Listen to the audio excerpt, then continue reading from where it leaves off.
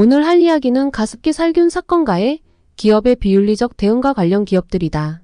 먼저 이야기할 것은 옥시이다. 옥시가 가장 많이 비판을 받았던 이유는 가장 많은 피해자를 만들었기 때문이다. 그러면서 책임을 회피하는 행동을 보여서 욕이란 욕은 있는 대로 먹었다. 피해자들은 영국 본사에 대해서 집단 손해배상을 청구할 예정이었다. 그에 대해 본사는 한국에 있는 옥시와는 경영관계가 없다고 주장을 했다. 하지만 그것이 알고 싶다의 프로그램에서 영국 본사와 한국의 옥시가 같은 소유주라는 것을 밝혀졌다. 그리고 소유자가 같지 않더라도 다국적 기업에서는 국경의 의미가 크게 없기는 하다. 검찰은 옥시 측이 부작용을 호소하는 글들을 삭제했다는 사실을 밝혀냈다. 특히 검찰의 수사가 시작되자 무더기로 삭제한 행동은 검찰의 수사를 의식한 행위이다. 이런 행동은 자신의 행동을 정당화하기 위해서 불리한 증거를 은닉하는 것과 다름이 없었다. 그러자 언론의 폭격을 계속되자 사과문을 발표했다. 하지만 이 사과문은 그저 자신들의 행동을 정당화하기 위한 변명문에 불과했다. 그래서 피해자 측들은 전혀 사과문이 아니라면서 즉각 반발했다. 사과문 또한 직접 발표한 것이 아니라 홍보 대행사를 통해 배포한 자료이다. 옥시 측에서 꽃가루나 황사로도 폐 손상이 올 수도 있다고 주장을 했다. 하지만 그런 의견은 많은 전문가들이 반박에 나섰다. 폐 손상의 증상이 다르다는 것이었다. 2016년 5월 2일 한국 법인인 옥시 대표가 기자회견을 가졌다. 신속하게 대처하지 못한 점 진심으로 사과드린다. 국민께 죄송하다. 피해를 보상하고 신뢰 회복을 위해 최선을 다하겠다면 말했지만 이미 늦었다. 그저 국민을 돈벌이 수단으로 이용하고 피해자를 철저히 무시했다는 점은 이미 밝혀졌다. 5년 동안 실험 조작을 하고 책임을 회피했다. 그러다가 검찰 조사가 시작되자 그제야 공식 사과를 했다. 또한 기자회견은 유가족들에게는 아무런 협의나 사전 통보도 없이 언론에만 통보했다. 또한 기존 입장에서도 내용에 변함이 없었다. 영국 본사인 옥시에도 사과문을 올렸지만 분노는 사그라지지 않았다. 그리고 카프루 최고 경영자는 계속 사과가 아닌 유감으로 표시했다. 신현우 전 옥시 대표이사가 자신의 변호사에게 내 연기 어땠어요? 라고 말한 의혹이 제기되었다. 하지만 이것은 내 얘기 어땠어요? 라고 말했다면서 반발했다. 근데 기자회견이 끝나고 그런 말을 하는 것 자체가 진정성이 없다는 것이다. 그저 기획된 한 연극에 불과했다는 것이다. 이것도 수사를 받는 입장에서는 충분히 할 수 있는 입장이라고 이야기하는 사람들도 있다. 옥시 외국인 전 대표의 소환불응도 문제가 되었다. 특별수사팀은 전현직 외국인 임직원 5명에게 이메일을 통한 서면 조사를 진행했다. 하지만 당시 상황 및 혐의 사실에 대한 질문에는 기억이 나지 않는다, 모른다로 일관했다. 옥시 본사가 사과했지만 이것도 어쩔 수 없이 하는 행동에 불과했다. 그전까지는 사과를 거절했다. 하지만 유엔까지 나서서 본사의 행동을 비판하자 어쩔 수 없이 사과하는 행동에 불과했다. 근데 우리는 옥시만을 가습기 살균제의 가해자로만 생각한다. 하지만 다른 기업도 많이 있다.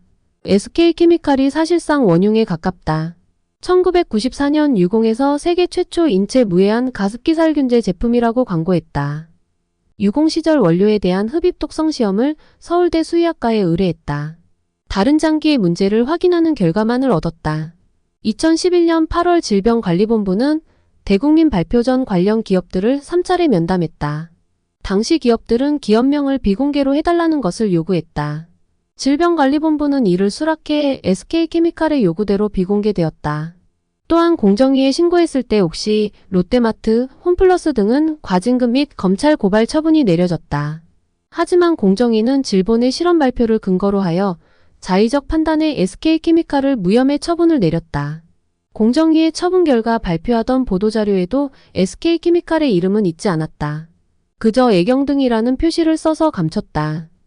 2014년 정부의 피해자 판정 발표 난 후에도 SK케미칼은 피해자에 대한 사과를 포함하여 그 어떤 조치나 대응도 하지 않았다. 2016년 4월 가습기 살균제 피해자 1인이 SK케미칼과 애경을 표시광고법 위반으로 재신고했다. 신고 후 조사 과정에 상당한 위법이 드러났다. 하지만 2022년 9월 같은 피해자의 헌법소원 청구 결정이 위헌으로 선고가 되었다. 2016년의 신고 처분 결과는 심해 종결로 무혐의와 같은 처분이었다. 당장 인터넷에서 자료만 수집해도 구라인 것을 알 것이다. 하지만 공정위는 SK케미칼과 애경, 그리고 직권조사한 이마트까지 심해 종결, 공소시효까지 완벽하게 사건을 마무리시켜주는 노력을 했다. 공소시효, 처분시효를 공정위 내부 전산망에 등록해 관리하게 되어 있다. 당시 담당자는 공소시효를 2016년 8월 31일로 처분시효는 2010년 1일로 등록해 관리를 했다. 그럼에도 김성하 상임위원은 언론에 공식적으로 이 사건의 처분시효가 2022년 5월로 언제든 처분 가능하다 발표했다. 지들 잘못인데 잘못된 시효를 공식화까지 하면서 국민과 피해자들에게 혼란만 가중시켰다. 국회 특조위에서 SK케미칼은 서울대 보고서는 존재하지 않고 보관하고 있지 않아도 내용을 모른다며 거짓말을 했다. SK케미칼은 인체 무해하고 안전하다는 근거를 제출하거나 공개하지 못했다. LG생활건강은 자사 제품에 대해서 전신 독성 위해성이 없다는 내용의 안정성 평가 보고서를 내놓았다. 하지만 흡입 독성에 대해서는 조사를 하지 않았다. 아직 소비자 피해가 인정된 단계가 아니고 피해가 확정되면 신속히 배상할 의향이 있다고 이야기했다. 솔직히 롯데마트, 이마트, 홈플러스, 코스트코도 논란이 있기는 하다. 특히 롯데마트는 이의 신청하는 등 진정성이 없다는 이야기도 많았다.